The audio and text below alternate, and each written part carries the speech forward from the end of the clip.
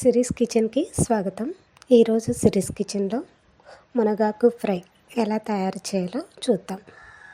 ముందుగా కావలసిన పదార్థాలు: మునగాకు, పల్లీలు పావు కప్పు, ఎండుమిర్చి ఒక 5-6, పచ్చిమిర్చి 3, వెల్లుల్లి రెమ్మలు 10, తాలింపు దినుసులు 1 టీ స్పూన్.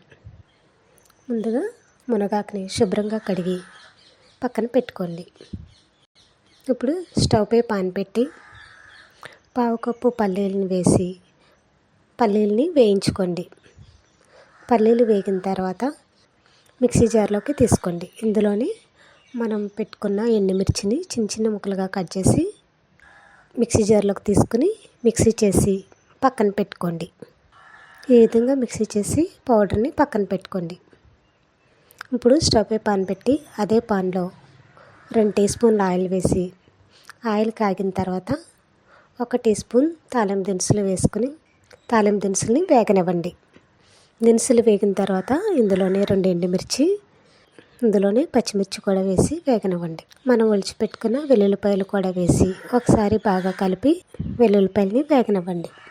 వెల్లుల్లిపాయలు వేగిన తర్వాత మనం శుభ్రంగా కడిగి పెట్టుకున్న మునగాకుని వేసుకుని బాగా కలిపి మునగాకుని వేయించుకోండి.